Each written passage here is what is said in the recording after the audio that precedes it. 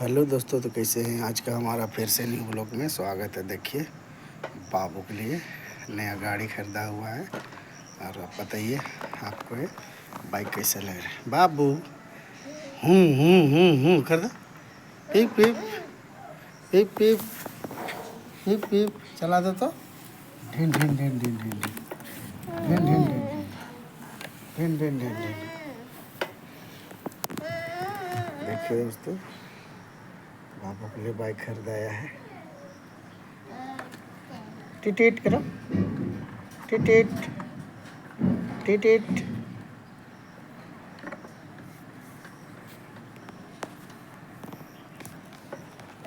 तो देख सकते हैं दोस्तों, बाबू के लिए बाइक खरीदा हुआ है। कैसा अच्छा लग रहा है। चला करो। टिटिट टिटिट। देखो इधर।